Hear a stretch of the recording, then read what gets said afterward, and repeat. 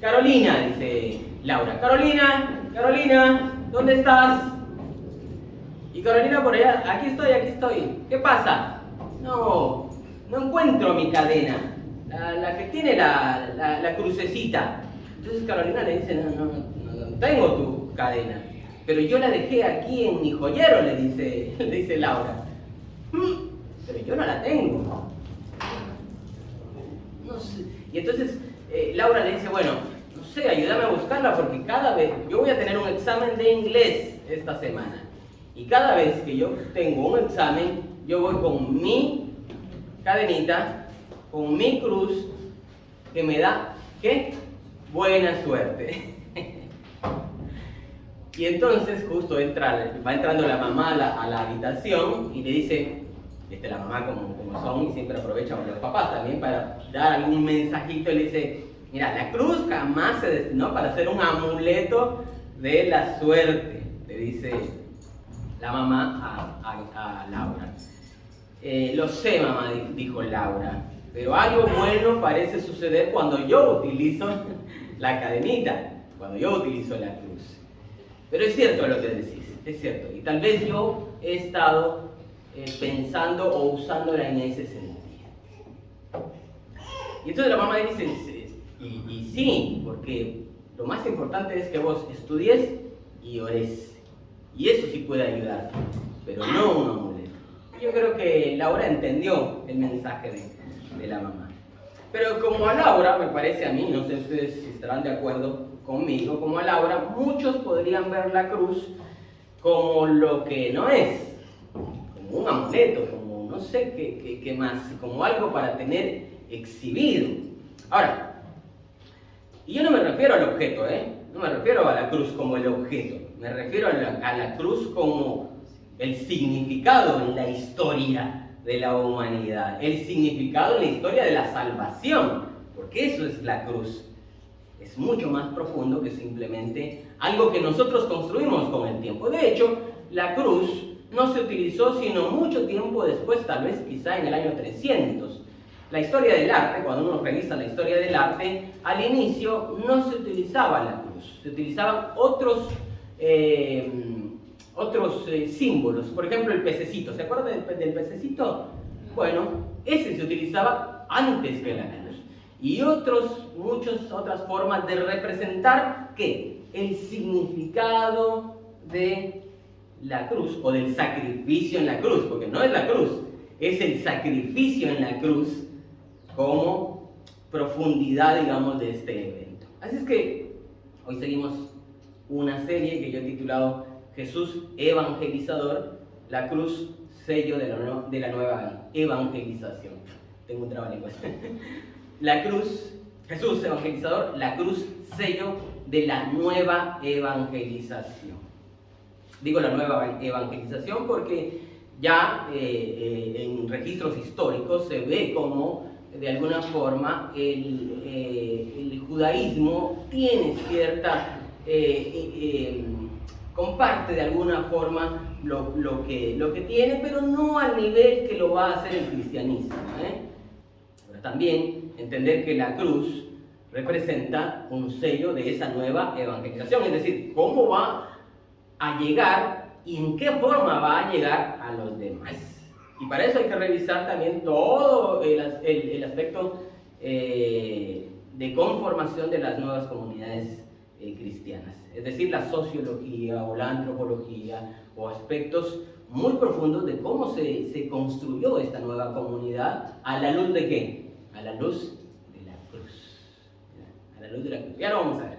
Vamos a un versículo bíblico que aparece en pantalla, dice así, Marcos 8:34.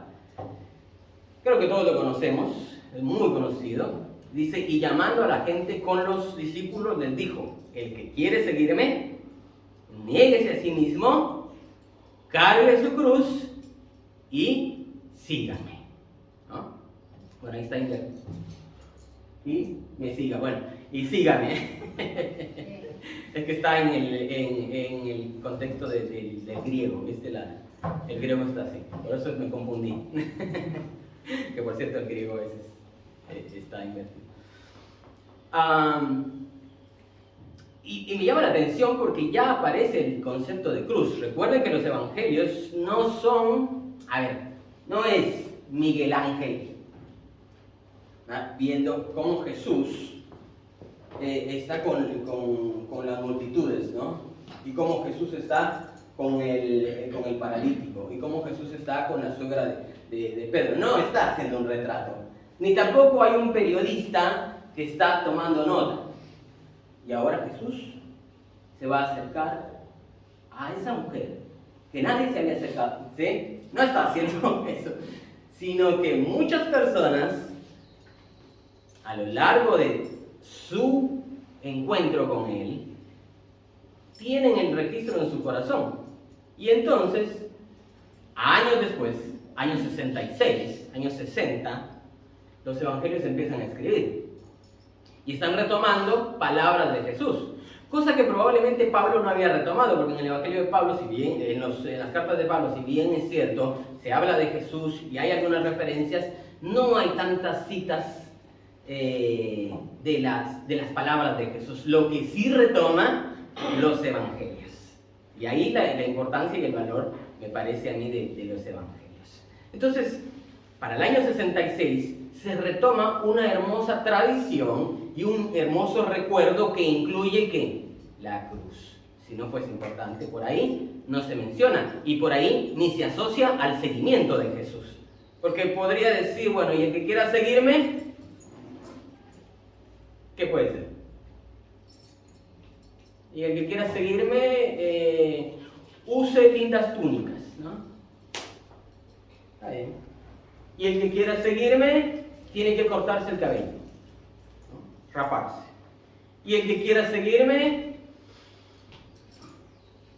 qué sé yo, ¿no? Tiene que construir lindos templos.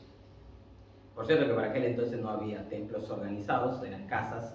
Con el tiempo hubo la institucionalización. Toda institución formaliza muchas cosas, pero al inicio no es así. Entonces, se asocia este tema de la cruz y el seguimiento. Y eso es importante, que se está retomando esa tradición. Así es que, aquí hay un elemento importante también. Porque cuando leemos los evangelios parece que todo apunta a un final triste y trágico, ¿no? La muerte. Eso es a lo que apuntan de alguna forma los evangelios.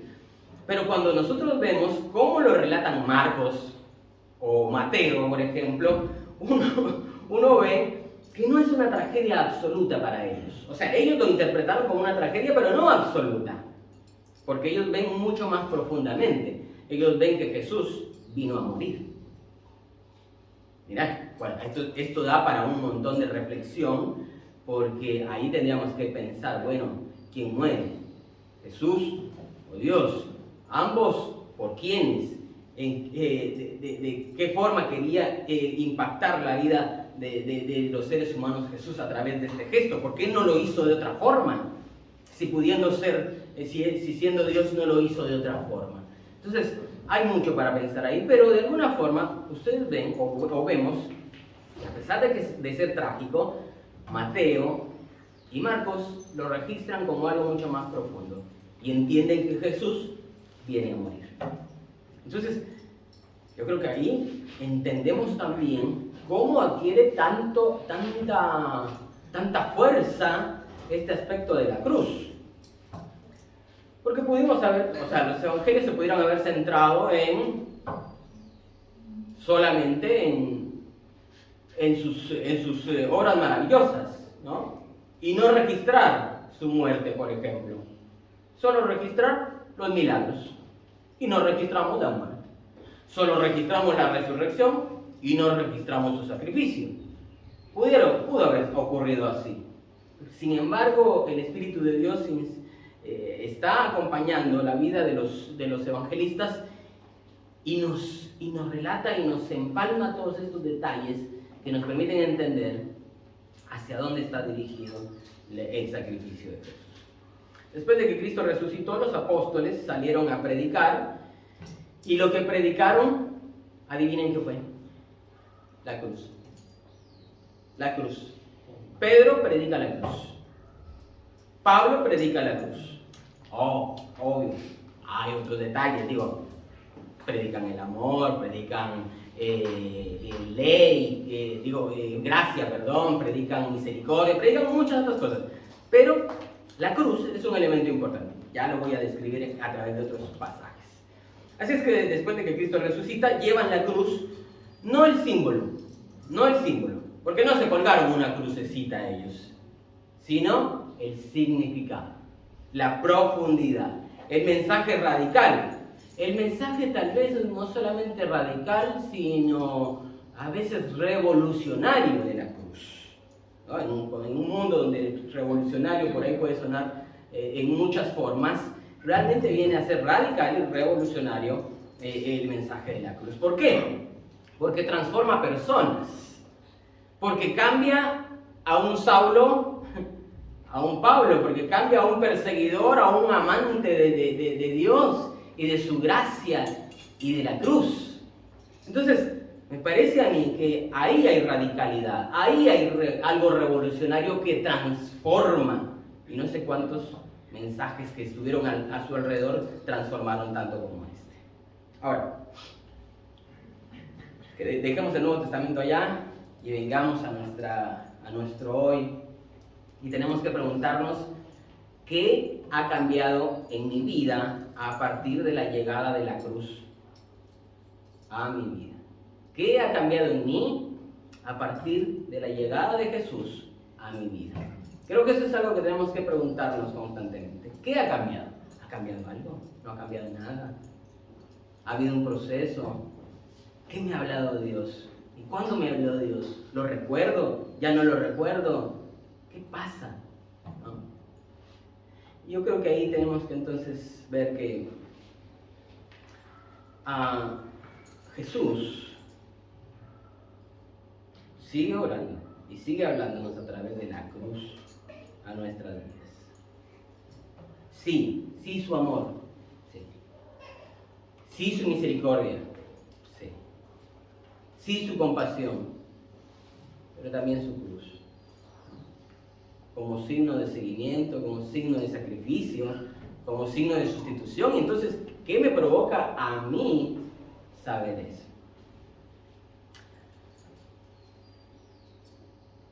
Yo creo que para entender este impacto de la cruz, porque, a veces yo creo que no entendemos el impacto de la cruz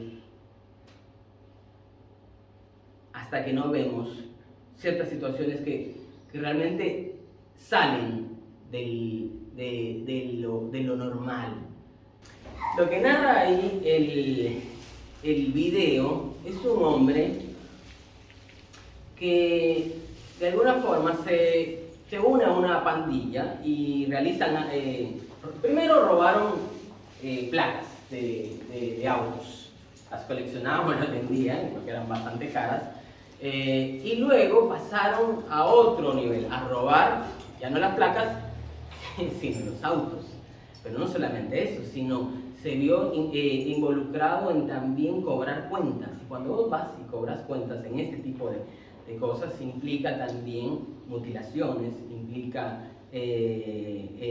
muertes, implica un montón de cosas muy fuertes, que es lo que pasó a este chico que iba a aparecer ahí en el video. Y entonces él llega a la cárcel, y en un momento en la cárcel alguien se le acerca y él ya predispuesto, ¿no? Como que en son de guerra está ahí con esa actitud agresiva, y el tipo le dice: ¿será que vas a tener libre hoy en la tarde? Vamos a tomar un café y vamos a charlar sobre algunas cosas, le dice el tipo. Entonces lo deja así como que fuera de base, y le dice: sí, voy a estar libre, ¿no? Le dice. Y nada, se reúnen en la tarde, empiezan a escuchar sobre la palabra de Dios, porque era un grupo de cristianos que se reunía para estudiar la palabra de Dios, y se encuentra con Jesús y empieza a verse transformado. Entonces, cuando se encuentra con la palabra, cuando se encuentra con la cruz, y él entiende que Dios le está hablando, ni siquiera hizo algo ahí en el grupo, sino cuando regresó a su celda, habla con Dios y le dice: Dios, ¿qué me estás queriendo decir a mí? ¿qué mensaje me estás diciendo a mí? Mira que ni siquiera está en el contexto de que alguien lo dirige en una oración. No. Él preguntó y le decía a Dios, ¿qué quieres de mí? O sea, y si yo he hecho todo aquello y he logrado esto, ya no quiero eso, sino quiero que vos transformes lo que ahora ha pasado en mi vida. Y bueno, nada, se encuentra con Jesús, entrega su vida a Jesús, de una u otra forma. Él le dice, Dios, ya no quiero hacer lo que había estado haciendo, y empieza a ser transformado. Dice que al día siguiente, cuando se levantó, iba a fumarse un cigarro y dice que lo vio así y le dio tanto asco que dijo, no más, o sea, todo aquello que para mí es el mundo que me recuerda, ya no lo quiero. Y empieza su transformación y empieza también a crecer en la palabra. Le invitan a una iglesia, sale de la cárcel y empieza a servir a Dios como un siervo. Se casa, sirven al Señor, y hoy día siguen sirviendo al Señor en una vida nueva. Y vos decís, bueno, no, tiene que mi vida llegar a ese nivel como para poder sentir que la cruz tiene que cambiar algo en mi vida. Yo creo que no. Yo creo que todos luchamos con diferentes niveles de cosas que hay que cambiar. Ahora, si yo no creo que yo tenga que cambiar algo, la cruz de Cristo se vuelve ineficaz. Porque si no hay nada que cambiar, ¿qué va a cambiar la cruz? ¿O no? ¿Qué va a cambiar la cruz si no hay nada que cambiar? Entonces, cuando llegamos al punto de reconocernos necesitados de la cruz, ahí es donde empieza a actuar. Bueno, no sé si ahí es donde empieza a actuar. Creo que la cruz está actuando desde antes. Pero creo que ahí es donde hay un quiebre en nuestras vidas. Porque la cruz sigue actuando, independientemente de nosotros. Entonces, ¿cómo es posible que la cruz transformó a Pablo? ¿Cómo es posible que la cruz transformó a este chico? Y quizá porque no es un discurso bonito. Las predicaciones pueden gustarte, no, pueden ser más lindas que otras, pueden tener una estructura más bonita que otra, pero no es una cuestión de que sea bonita la predicación, sino que ahí está implícita la eficacia de la cruz, en esa predicación, ¿no? Esa eficacia de la cruz que transforma nuestras vidas a través del Espíritu Santo, no a través de lo que digamos nosotros los predicadores. Las maestras o los maestros también tienen que aplicarse a maestras y a maestros o a líderes en sus grupos. No, ¿por qué? ¿Por qué digo esto? Y ahí es donde viene la experiencia de Pablo. ¿Recuerdan ustedes 1 Corintios capítulo 1, hablando de Apolos y de Pablo? Bueno, ahí dice en el 1:17, pasamos al siguiente versículo, dice: porque Cristo no me envió a bautizar, sino a anunciar la buena noticia, sin elocuencia alguna, para que no pierda su eficacia la cruz de Cristo. Mira, este pasaje es hermoso, y muy fuerte me parece a mí. Dice, porque Cristo no me envió a bautizar. Mira qué interesante, porque es importante bautizar. Digo, me parece que es importante bautizar, me parece que es importante casar, me parece que es importante asistir, me parece que es importante acompañar la vida de discipular. Me parece que es importante todo eso, pero aquí dice, no me envió a bautizar, sino a anunciar buenas nuevas. Buenas nuevas. ¿Y porque qué es el Evangelio? Sino ¿qué? Las buenas nuevas. Sin elocuencia alguna, y aquí hay algo importante, sin elocuencia alguna, para que no pierda su eficacia la cruz de Cristo. Sin elocuencia. Mirá qué interesante, porque hoy tenemos predicadores muy elocuentes. Hoy tenemos predicadores que, mueven, ¿viste? Con la voz mueven todo un estadio. Y con la voz también narran, desarrollan cosas. Y la verdad que nosotros somos encantados, gracias por el énfasis. Somos encantados con eso.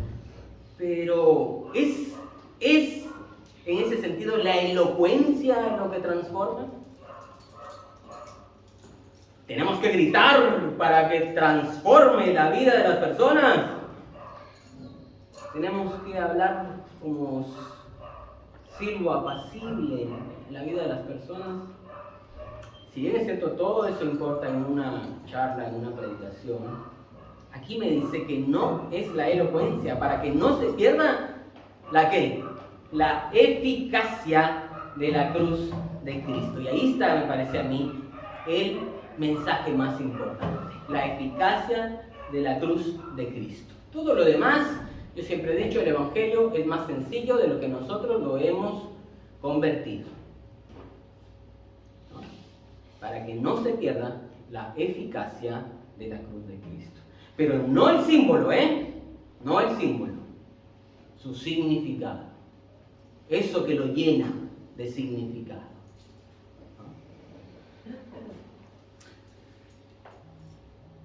Según los datos, y aquí hay algo interesante, según los datos sociológicos, y utilizo esta palabra adrede, según los datos sociológicos, porque cuando vos lees una carta como la de 1 Corintios o cualquier tipo de carta o libro, vos vas a ver qué hay detrás, qué hay en ese contexto, qué hay en ese mundo, qué hay en esas palabras. Y ahí vas entendiendo un poquito la dinámica social, cultural, económica, política del texto, ¿no? Entonces aquí, según los datos sociológicos que entendemos ahí del libro, Pablo fue criticado por ser socialmente inferior a una minoría poderosa. Ahí está. Yo lo estoy describiendo de otra forma. Pero realmente Pablo estaba sufriendo una crítica por sus detractores, por una minoría que representaba poderosa dentro de la comunidad. Y habían dos corrientes o dos grupos principales, ¿no? Estaban en competencia ¿quiénes? Estaban en competencia Pablo y ¿quién más? Ahí en 1 Corintios capítulo 1. Apolos. Pablo y Apolos estaban en competencia. Por eso digo, los datos sociológicos nos arrojan todo este detalle y uno lo comienza a ver un poquito más en ese detalle, ¿no?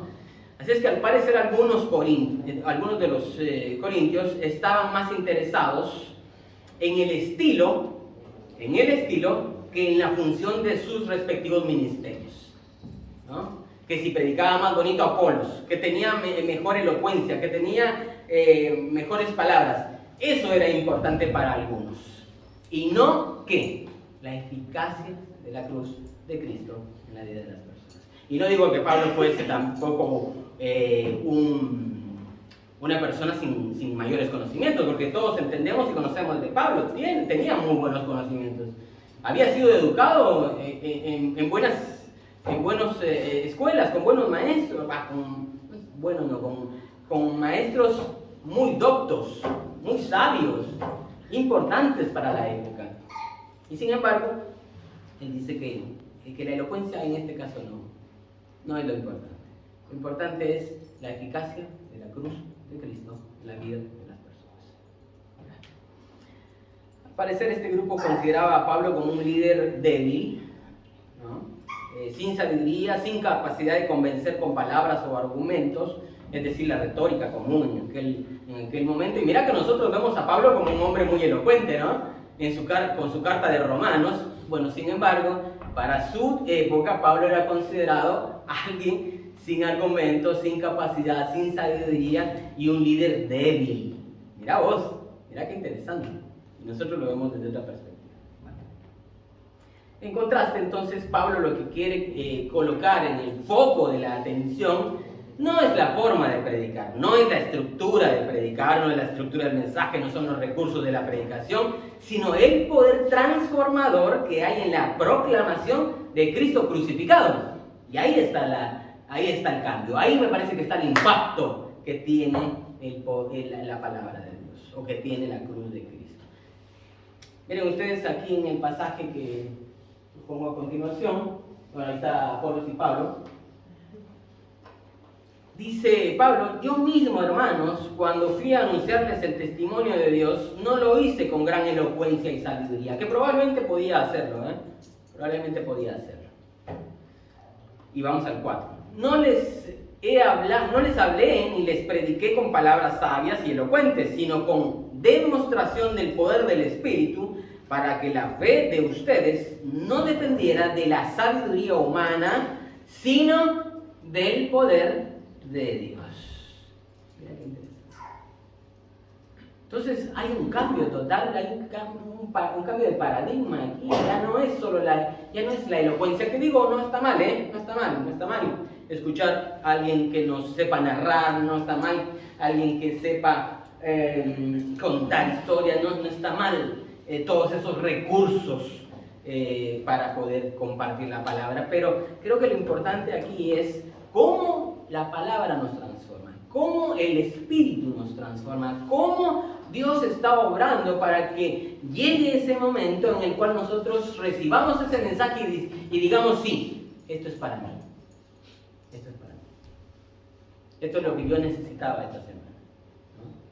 Y no estoy hablando necesariamente solo de la predicación del domingo, estoy hablando de los mensajes que escuchás, de la adoración que escuchás, estoy hablando de los estudios que haces, estoy hablando de tu lectura bíblica, estoy hablando de muchas otras cosas donde Dios está presente y habla a través de ello, inclusive otras formas. Así es que, para ir finalizando, yo creo que todos queremos escuchar a Dios como a cada uno de nosotros nos gusta. ¿No? ¿No les parece? Por lo menos de lo que yo llevo de vida, me parece a mí que a veces nos gusta escuchar a Dios hablando, pero cuando habla lo que a mí me gusta que se diga. Mira cómo somos.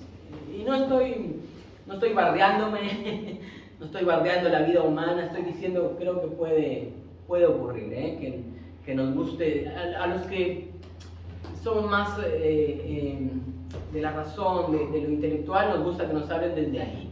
A los que son más de lo social, que le hablen desde ahí. A los que son más emocionales, quieren desde ahí.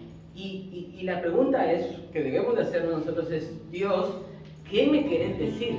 ¿Y cómo me estás hablando vos a mí hoy? Porque probablemente la forma en que me esté hablando Dios a mí hoy no es la forma que me gusta a mí. No es la forma que yo quisiera que me hablara Dios. Pero Dios me puede estar hablando.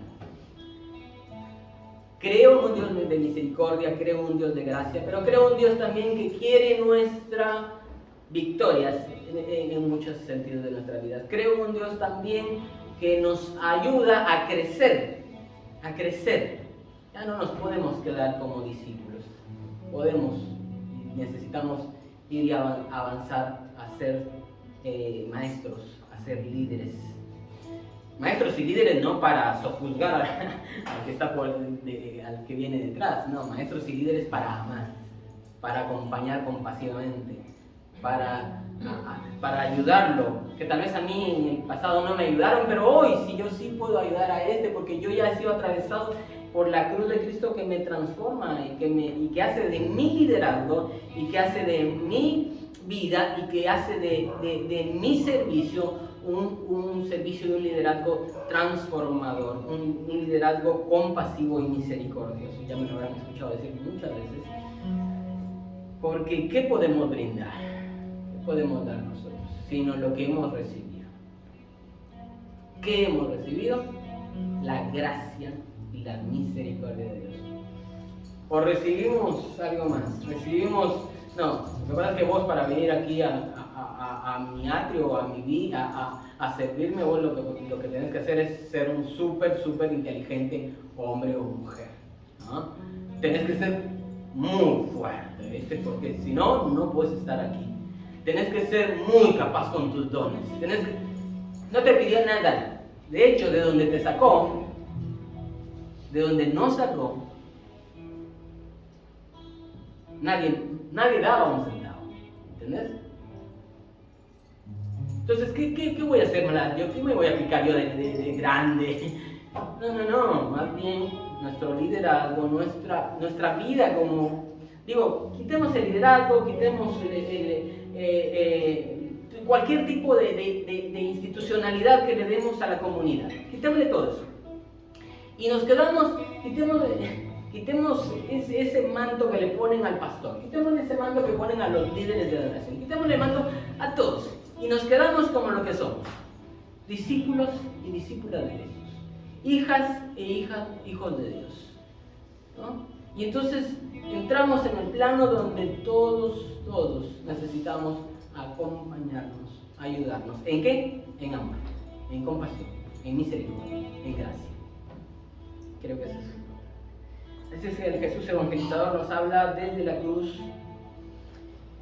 y desde la cruz su poder transformador, me parece a mí. Y tal vez hemos olvidado el poder transformador de la cruz también. Cuando nosotros iniciamos hace algunos años, y ahora sí ya podemos decir hace algunos años, las charlas alfa y todos estos proyectos de evangelización, siempre tratamos de decir, Señor, no permitas que nosotros digamos mucho y realmente el método no es ese. El método hace que los demás hablen y que encuentren a Dios por sí mismos. Que nosotros no intervengamos en el mayor caso posible. Y hemos encontrado que Dios habla independientemente de si somos usados o no nosotros. Lo que sí podemos hacer es dar nuestro testimonio, lo que sí podemos hacer es acompañar la vida de personas, pero necesitamos el poder transformador de la cruz en cualquier actividad que nos permita acercar a las personas a Dios, a ese Dios que nosotros hemos conocido. Entonces, en ese mismo poder también creo yo que está el sello de la nueva evangelización, porque si nosotros vamos a considerar como sello de evangelización para nuestras vidas y nuestra iglesia el método, las formas, la mesa, la silla, creo que estamos errando.